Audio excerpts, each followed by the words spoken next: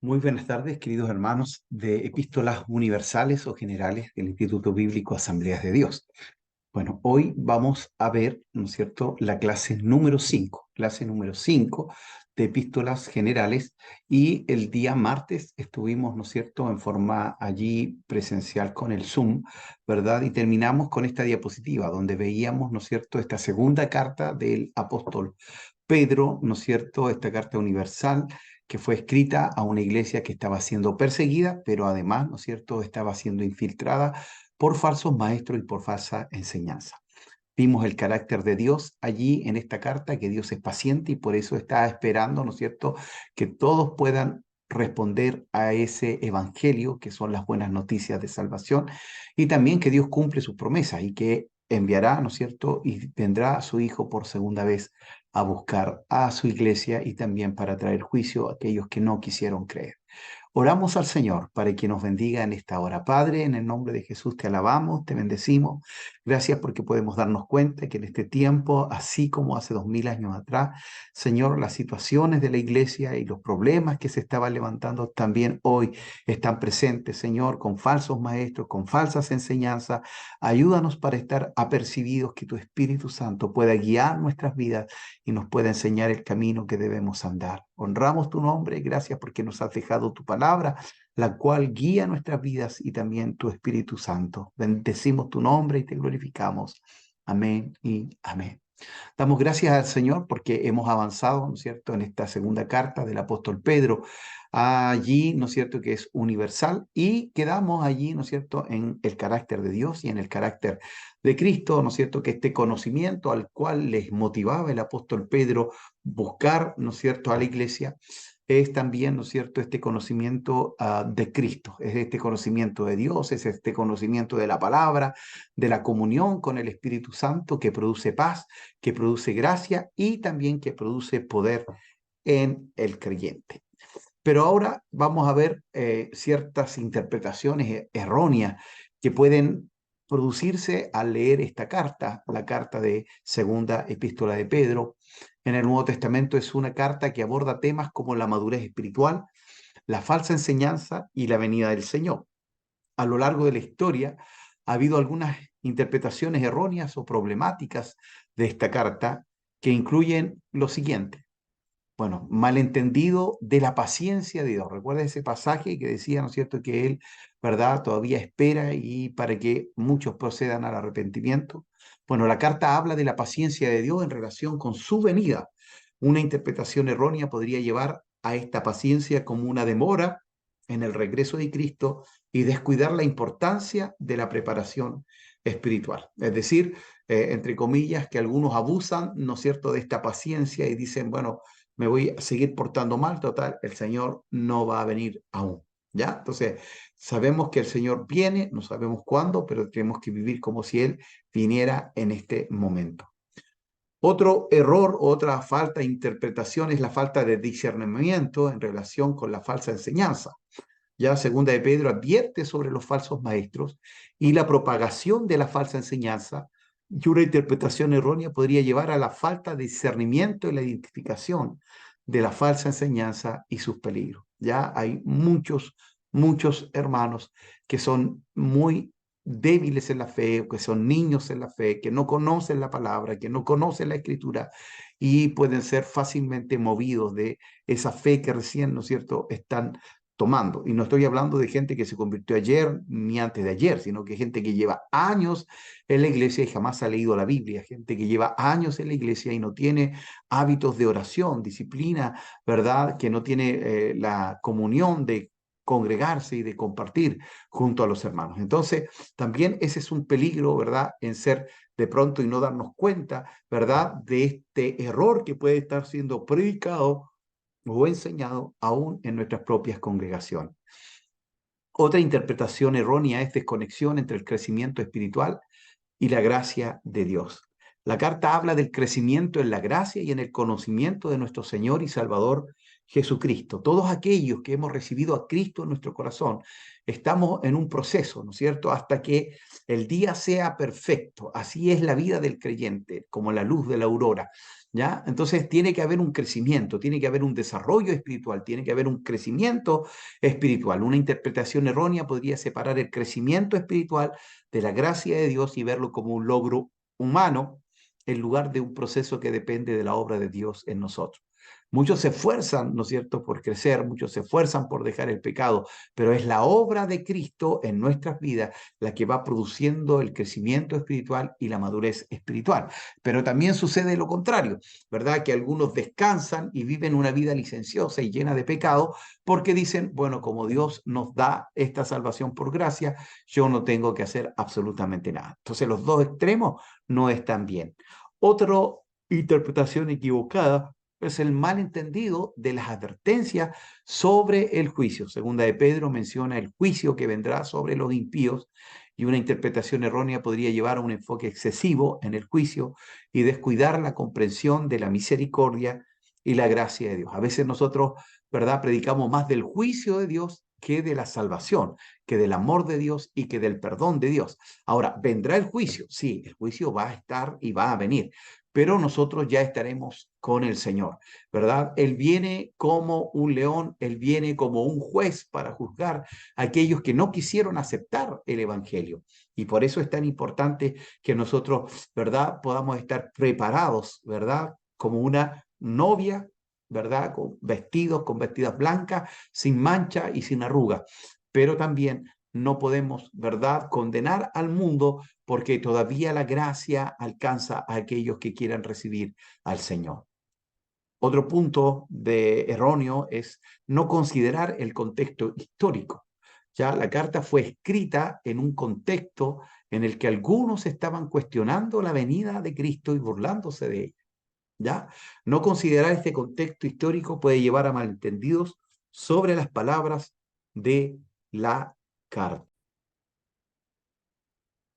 Entonces, queridos hermanos, esta carta fue escrita porque algunos estaban negando la venida del Señor, ¿verdad? Estaban diciendo que ya Él había venido y que no hay una segunda venida, y algunos más encima se burlaban de ello. Entonces, nosotros tenemos que darle valor, querido hermano y hermana, a la venida del Señor.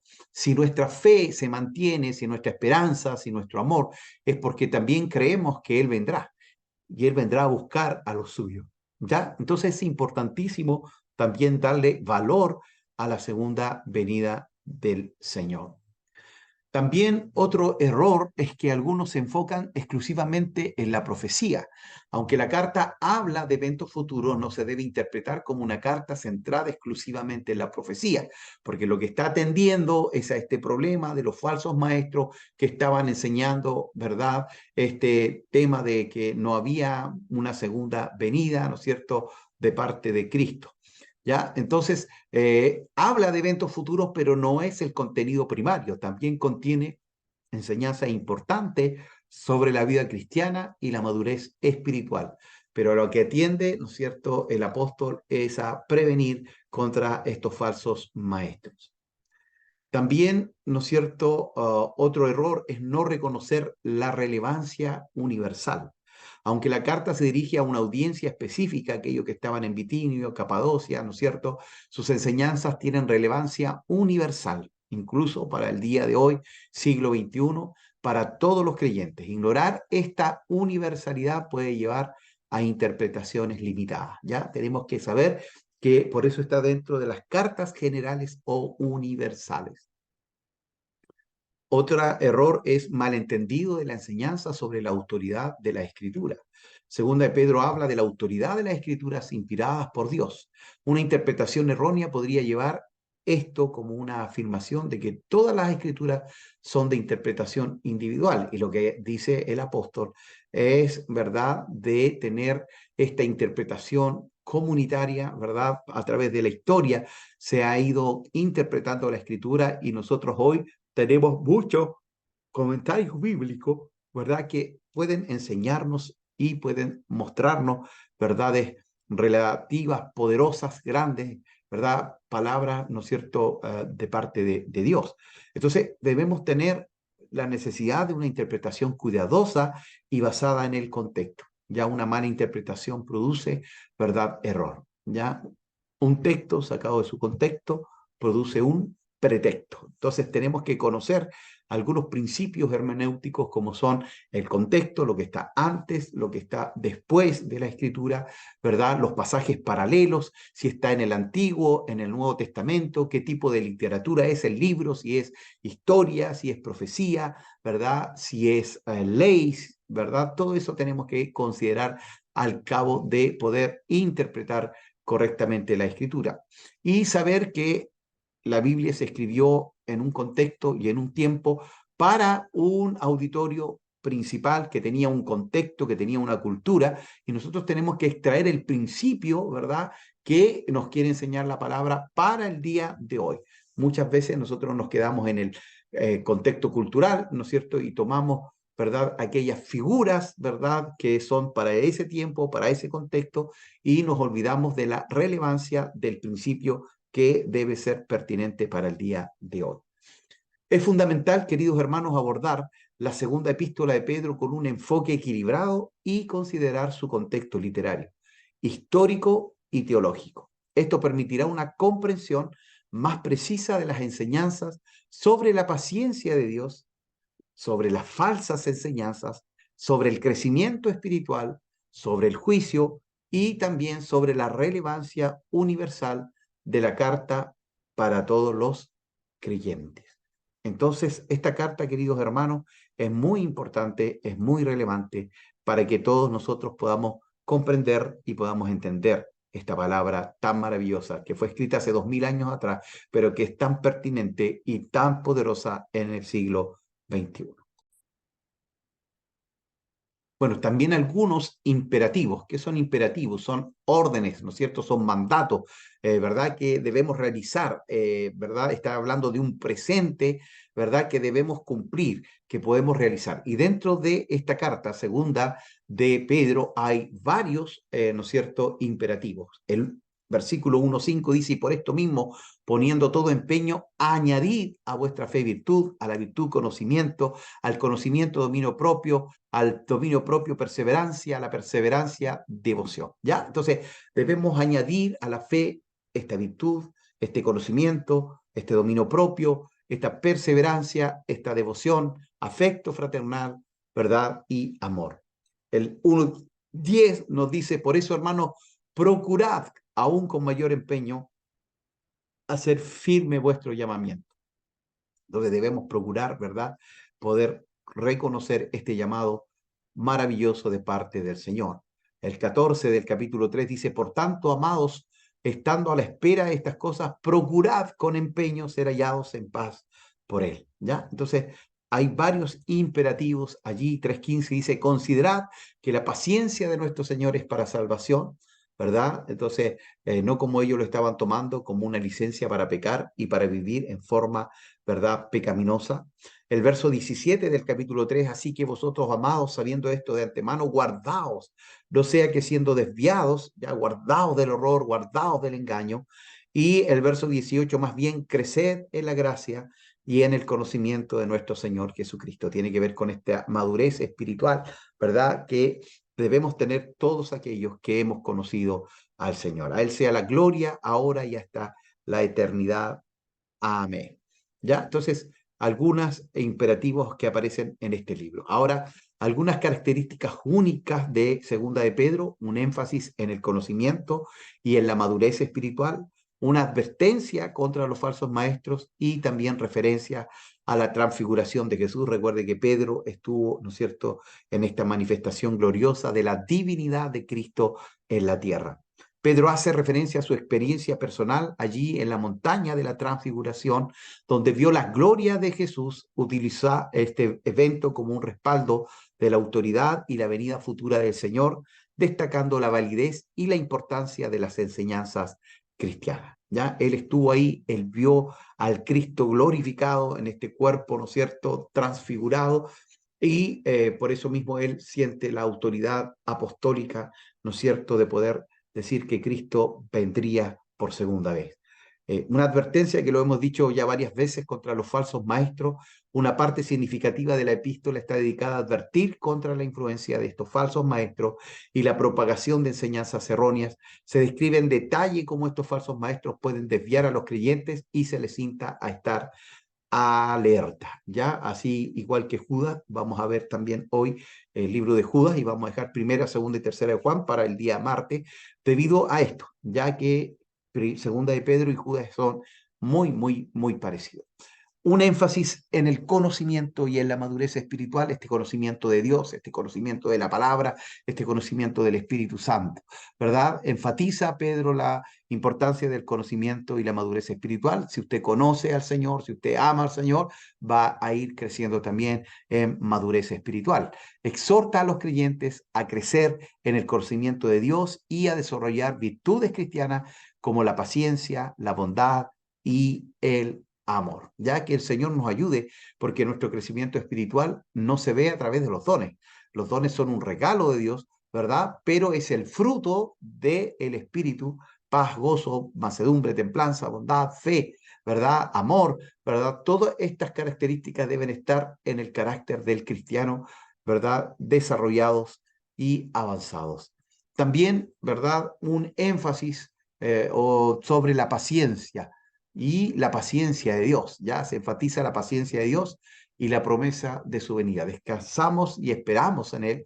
Pedro explica que el aparente retraso en la venida del Señor se debe a la paciencia de Dios, quien desea que todos lleguen al arrepentimiento. Entonces ellos decían, no, el Señor ya no va a venir, pero Pedro dice, sí, Él viene. Y si no ha venido es porque quiere que otros también reciban este mensaje maravilloso de salvación. Y por eso la gran comisión, ir por todo el mundo y predicar el Evangelio a toda criatura.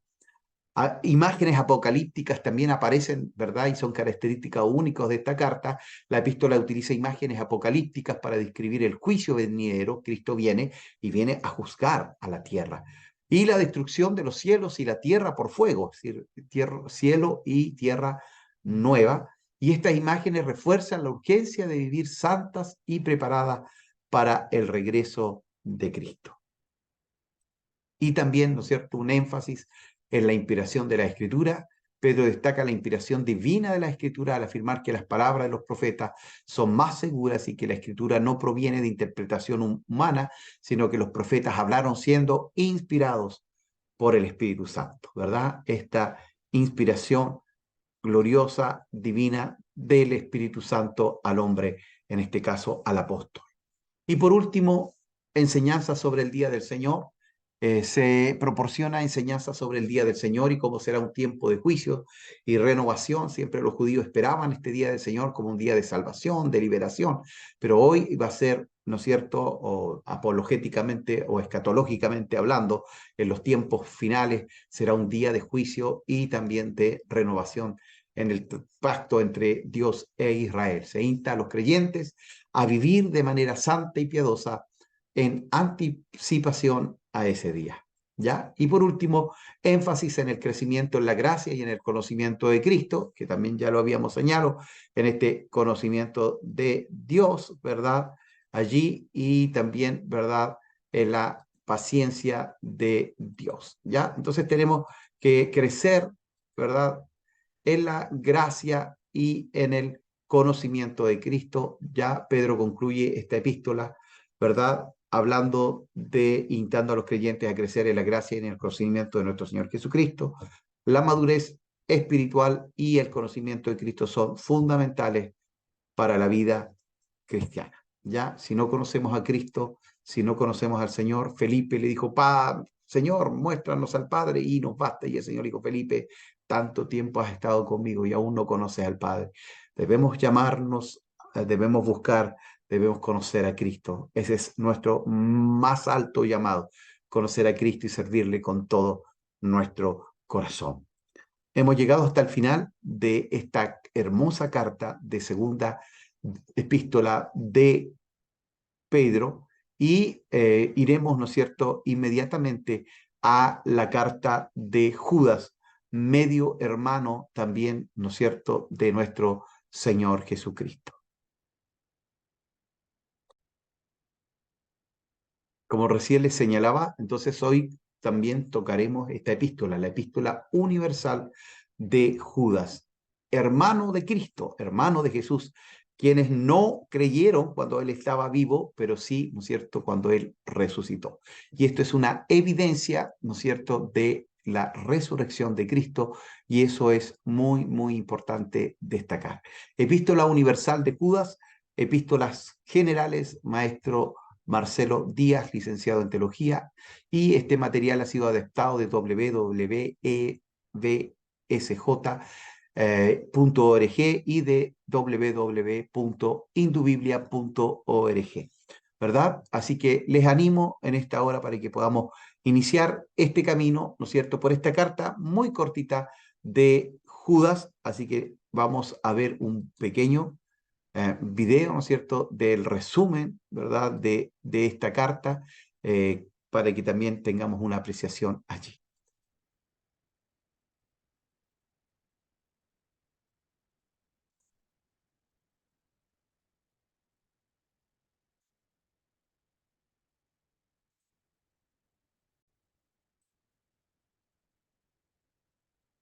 La carta de Judas, o más precisamente Judá, de acuerdo con la pronunciación de su nombre tanto en griego como en hebreo.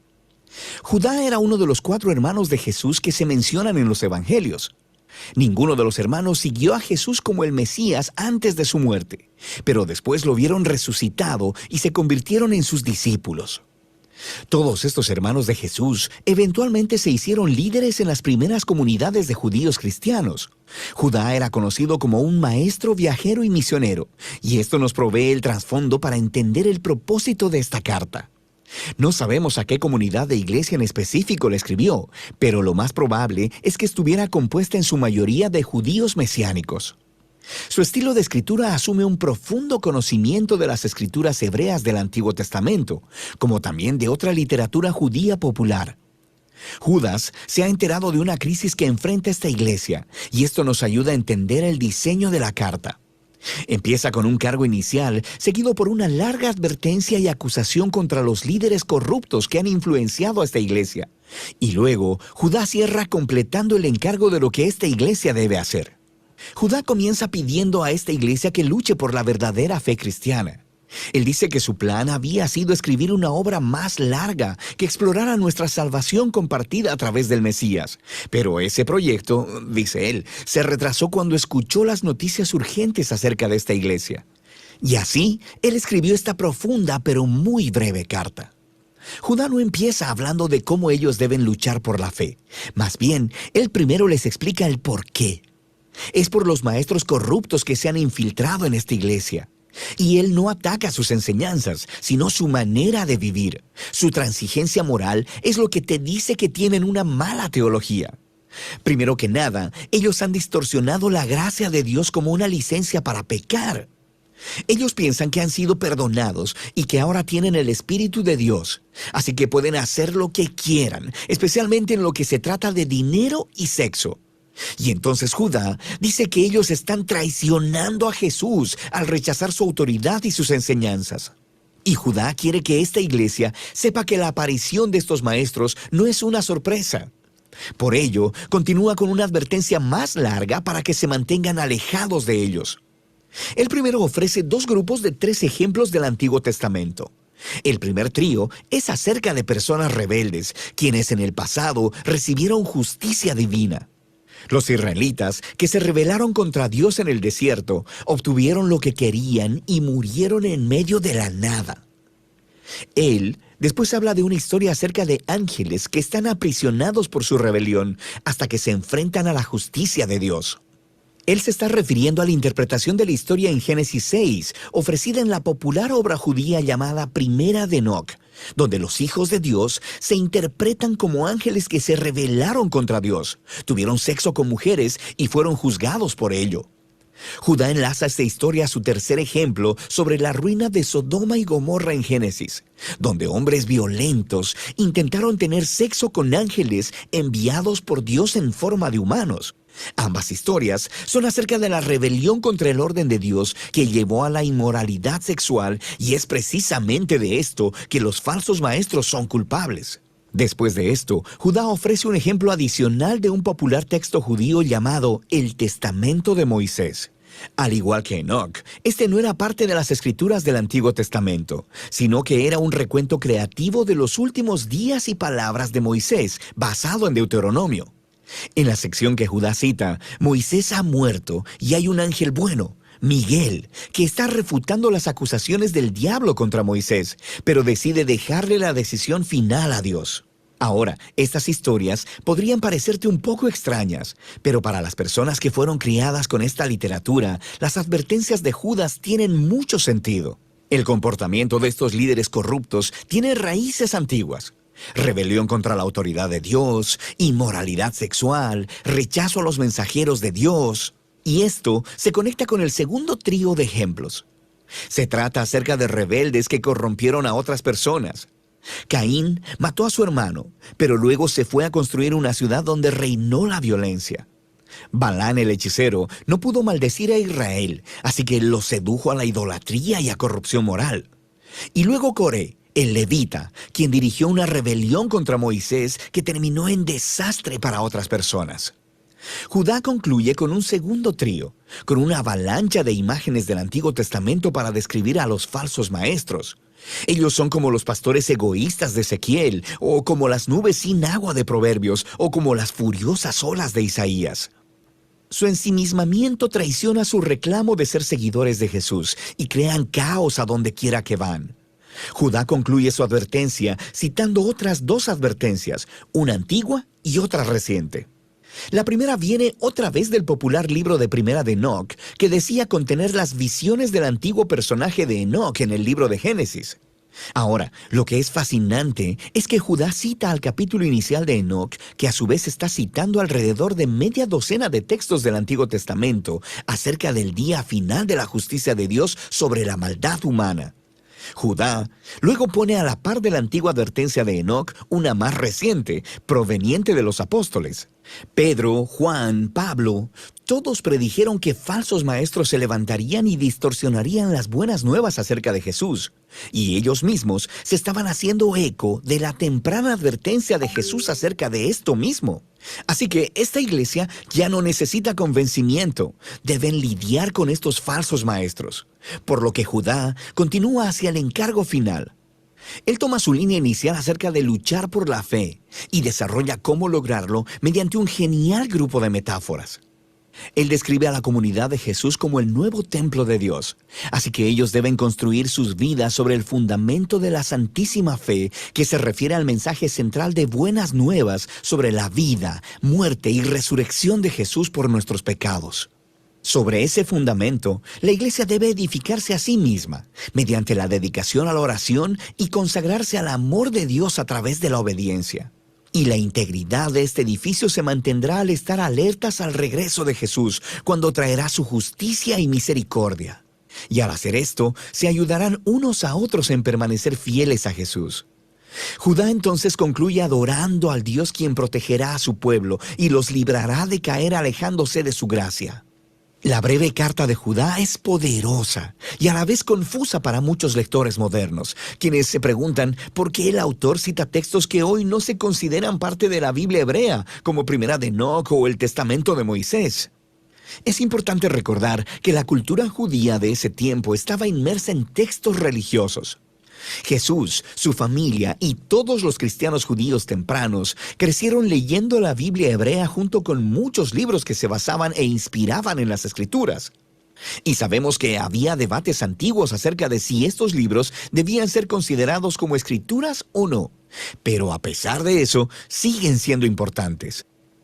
Un libro no tiene que estar en la Biblia para decir un mensaje importante al pueblo de Dios, y así eran muchos textos judíos de ese periodo.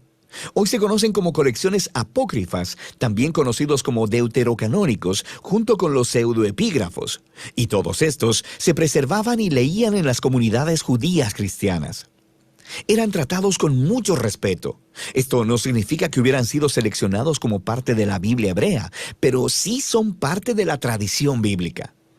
Y así Judá, que conocía a sus lectores, sabía que ellos valorarían las palabras de Primera de Enoc y las usó para comunicar su mensaje, que es este. La gracia de Dios a través de Jesús demanda una respuesta de toda la vida, no solo a sentir intelectualmente. Nota que Judá no critica ni se enfoca en la teología de los maestros, sino en su manera inmoral de vivir, la cual niega a Jesús. Así que Judá está aplicando aquí lo que Jesús les enseñó a sus discípulos. Si realmente me aman, obedecerán mis enseñanzas. Para los cristianos, la manera en que vives es el indicador más confiable de lo que realmente crees. Y de eso se trata la carta de Judas.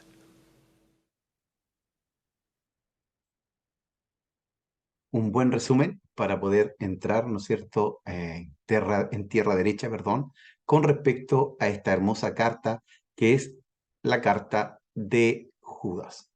Así que esperamos con la ayuda del Señor, ¿no es cierto?, avanzar el día de hoy y voy a permitirme, ¿no es cierto?, nuevamente poder abrir acá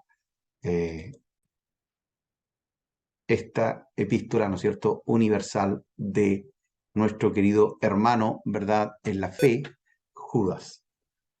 Y bueno, como todas las clases, ¿no es cierto?, vamos a tener una introducción, el tema central, propósito también, autor, fecha, lugar, destinatario, contenido, resumen y algunas cosas importantes también de esta carta de Judas, ¿no es cierto?, hermano de nuestro Señor Jesucristo. Y bueno, comenzamos, ¿no es cierto?, allí con Judas, los hechos de los apóstatas, le pusieron alguno como título, ¿verdad?, a esta carta. Porque al igual que segunda de Pedro, ¿verdad?, contiende contra estos falsos maestros, estas falsas enseñanzas y en especial con la apostasía, que es la negación, ¿verdad?, de la fe. Alguien que conoció al Señor y que niega la fe. Judas es la última de las 8 epístolas generales o universales. Recibe el título por su autor, Judas, medio hermano de Jesús, uno de los 4 medio hermanos de Cristo. Es la cuarta epístola más corta del Nuevo Testamento junto a Filimón, segunda y tercera de Juan. La palabra apostasía no es mencionada por Judas, sin embargo, este es el tema que trata, los apóstatas, ¿ya? Ese es el tema que toca, ¿no es cierto?, esta pequeña carta, que es la carta, ¿no es cierto?, de nuestro querido hermano Judas. Entonces, una de las cosas que más trata esta carta es sobre la apostasía. Apostasía es apartarse, es negar la fe. Acusaban a Pablo, que enseñaba a todos los judíos que están entre los gentiles a apostatar de Moisés. ¿Ya? Aquí ya tenemos nuevamente, ¿no es cierto?, esta doctrina hereje de el judaísmo, los judaizantes que venían detrás de el evangelio de salvación que predicaba el apóstol Pablo. Entonces, ellos acusaban que Pablo, ¿verdad?, enseñaba a apostatar de Moisés, es decir, de la ley. Pero lo que decía Pablo, ¿no es cierto?, es que nosotros teníamos que cumplir la ley espiritual o la ley moral, que es amar a Dios y amar a nuestro prójimo. ¿Ya? Entonces, diciéndoles que no se circunciden y que no observen las costumbres del Antiguo Testamento. Ahora tenemos que señalar, ¿verdad?, que la iglesia no está, ¿verdad?, obligada a esto, porque esto eran señales, ¿verdad?, con el trato de Dios con su pueblo, con Israel. Pablo en segunda de Tesalonicenses, donde él dice que el Señor no puede venir sin que antes se manifieste la apostasía, ¿ya? Entonces va a haber lamentablemente un abandono de la fe y lo vemos a través del mundo entero y también de nuestro país. Primera de Timoteo dice que el Espíritu dice claramente que en los postreros tiempos algunos apostatarán de la fe, escuchando a espíritus engañadores y a doctrinas de demonios. Apostasía implica una profesión de la fe que se abandona de manera deliberada, destinados de antemano a condenación, ¿ya? Entonces, conociendo la verdad, abandonaron la verdad y abandonaron la fe, ¿ya? Y por eso mismo, ¿verdad?, produce esto.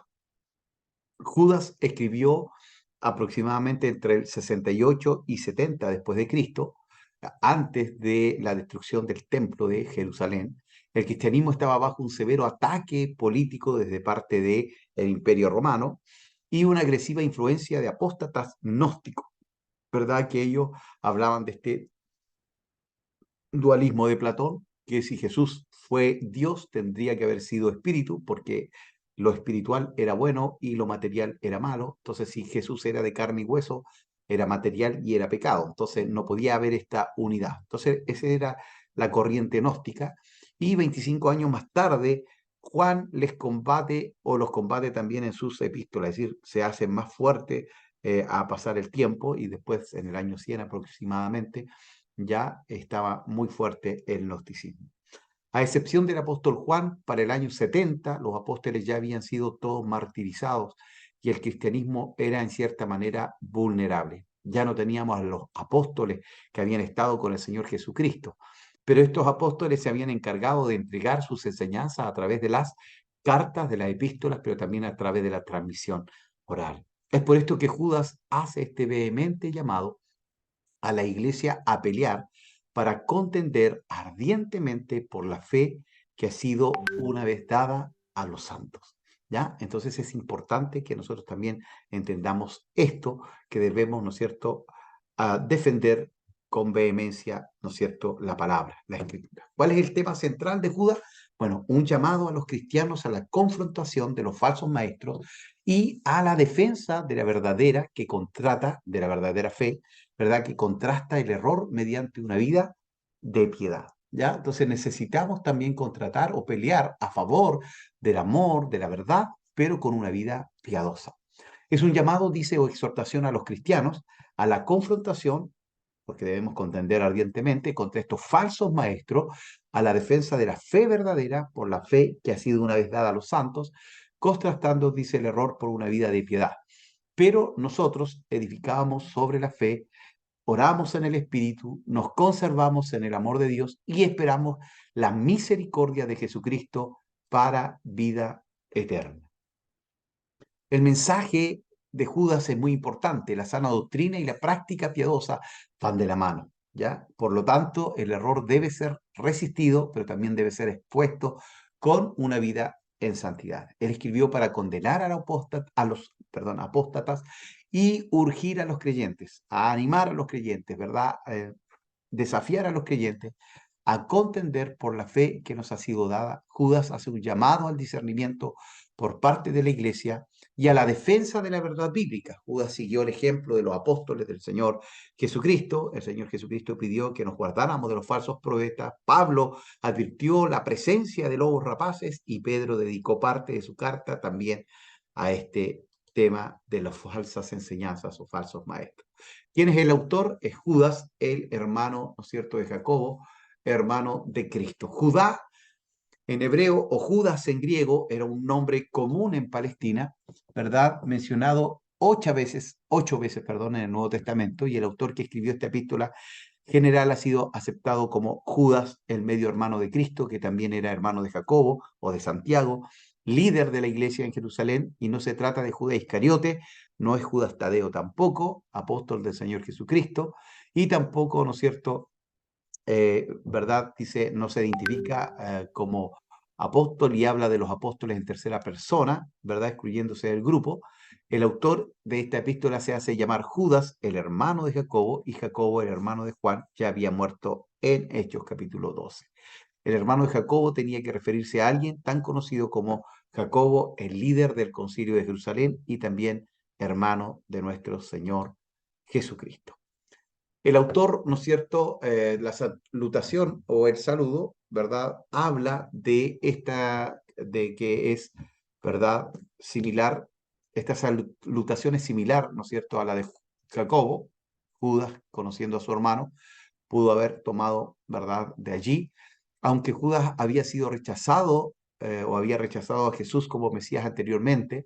Él se convirtió a Jesucristo conjuntamente con otro de sus hermanos después de la resurrección de Cristo, a causa de su relación con Jesús y habiendo sido testigo de Cristo resucitado, y a causa del contenido de esta epístola, su carta fue aceptada universalmente dentro del canon de las Escrituras. Bueno, la fecha y el lugar. La fecha aproximadamente 68 al 70, tendría que ser antes del 70 porque no menciona, ¿verdad?, la destrucción de Jerusalén ahí en el año 70 y del templo. Es muy posible que Judas haya escrito su epístola después de Segunda de Pedro, entre el 68 y el 70 después de Cristo. Existe también la posibilidad de que haya sido escrita entre el 70 al 80, pero no tenemos ningún argumento para probarlo. ¿De qué lugar? Tampoco sabemos, probablemente de Jerusalén. Pablo menciona que los hermanos del Señor y los demás apóstoles tenían esposas, en 1 Corintios, que aparentemente los acompañaban en sus viajes misioneros, así que es, ¿no es cierto?, posible que Judas estuviera en cualquier lugar al escribir esta carta, pero al pensar en sus destinatarios y en que su hermano Jacobo ministraba en la iglesia de Jerusalén, es probable que también Judas haya escrito desde Jerusalén. O sea, no conocemos a estos destinatarios, la identidad, la ubicación exacta. Pensamos, ¿no es cierto?, que estaba en Jerusalén y le escribía también a una iglesia universal. El propósito es bien claro en la carta. Judas quería escribirles acerca de la salvación que tienen en común, pero en lugar de eso dice que les ha sido necesario escribirles para exhortarles a contender ardientemente por la fe que les ha sido una vez dada a todos los santos. ¿Ya? Judas se propone fortalecer a los cristianos, instándolos por medio de una vehemente exhortación a combatir a estos falsos maestros. Tenemos ahí un contenido, resumen, ¿no es cierto?, de esta carta, ¿verdad? Y algunas cosas importantes. Judas está repleto de ilustraciones históricas del Antiguo Testamento que incluyen el Éxodo, la rebelión de Satanás, Sodoma y Gomorra, la muerte de Moisés, Caín, Balaam, perdón, Coré, Enoc, Adán. Ya mucha mención del Antiguo Testamento. Además de la cita del Antiguo Testamento, Judas cita muchas fuentes extra bíblicas como Primera de Enoc, Asunción de Moisés. ¿Para qué? Para aprobar o para probar, ¿no es cierto?, sus aseveraciones. Inspirado por el Espíritu Santo, Pablo también citó fuentes externas, así que no es extraño, ¿verdad?, para validar lo que él estaba poniendo en la palabra. Judas se toma el tiempo de escribir el carácter de los apóstatas y sus actividades impropias, ¿verdad?, una vida inmoral, en lugar de hablar de sus falsas doctrinas. También Judas toma prestado las ilustraciones de los fenómenos de la naturaleza, ¿verdad? Y también la apostasía que trata Judas es un paralelo muy cercano a Segunda de Pedro. Segunda de Pedro anticipa la venida de los falsos maestros, mientras que Judas más bien trata con su llegada. Judas cita directamente Segunda de Pedro 3:3 y reconoce que esta referencia viene de un apóstol, ¿ya? Entonces aquí también validamos, ¿verdad?, la inspiración de toda la escritura. Grandes doctrinas. Judas no es una carta doctrinal, sino más bien, ¿no es cierto?, una exhortación vehemente que insta a la defensa de la sana doctrina, expone el tema de los falsos maestros, denunciando sus hechos impíos, pero no entra a enseñar una doctrina específica. Pasajes famosos, verso 3, su propósito es que contendáis ardientemente, ya lo hemos señalado, los ángeles que no guardaron su dignidad, ¿verdad? Relacionado ahí con Génesis capítulo 6 también. Judas 11, el camino de Caín, el error de Balaam, la contradicción de Coré. 12, verso 12, la comparación con los fenómenos naturales. 14 y 15, la profecía de Enoc acerca de la segunda venida del Señor. Y Judas 24, la más hermosa y consoladora doxología del Nuevo Testamento.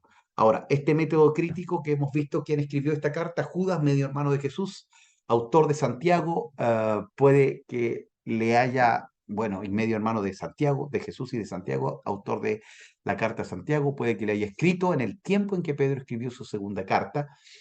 ¿Por qué se escribió? A Judas le preocupaba que los cristianos podían ser alejados de la verdad por astutos maestros de la defensa o de la falsa doctrina. Escribió para animar a creyentes a que defendieran su fe. ¿De dónde fue escrito? Un signo de interrogación, pero probablemente desde Jerusalén. Trasfondo histórico: impostores habían empezado a enseñar cosas que eran contrarias al Evangelio y estaban causando confusión en la iglesia. Enseñaban que realmente no importaba cómo vivían las personas, si habían sido salvas por gracia. Se pueden imaginar el desastre que esto podría producir. Judas quería asegurarse que ningún creyente siguiera el ejemplo de Caín, ni de Balaam, ni de Coré. Si es una epístola, ¿cuándo fue fundada la iglesia? Posiblemente en Pentecostés y visitados por Pablo en Asia Menor. ¿De quién está compuesta la iglesia? Judíos y gentiles, mayormente gentiles. ¿Cuáles son sus fuerzas y debilidades? Por lo que se ve, es una iglesia madura en su fuerza y en debilidad se dejó contaminar o que crecieran herejías en medio de ellas. Ya eran varias iglesias en los hogares. ¿Qué tipo de literatura es? Epistolario o epístola, método panorámico. ¿Cuál es la idea principal? Advertencia contra los falsos maestros y sus doctrinas. La razón, advertir a la iglesia, como lo hemos señalado, para descubrir estos falsos maestros y el quehacer, ¿verdad?, contra ellos. Desconocidos, no sabemos a quiénes específicamente se les habla, ¿no es cierto? Y también, ¿no es cierto?, la ocasión es la amenaza presentada por estos falsos ministros, ¿verdad?, que habían convertido la gracia en libertinaje y que han entrado encubiertamente también dentro de la iglesia, ¿ya? Y un énfasis particular, el juicio seguro sobre los que viven descuidadamente y enseñan a otros a hacerlo así, la importancia de vivir santamente, el amor de Dios por los fieles y su preservación. ¿Cómo debemos leer Judas?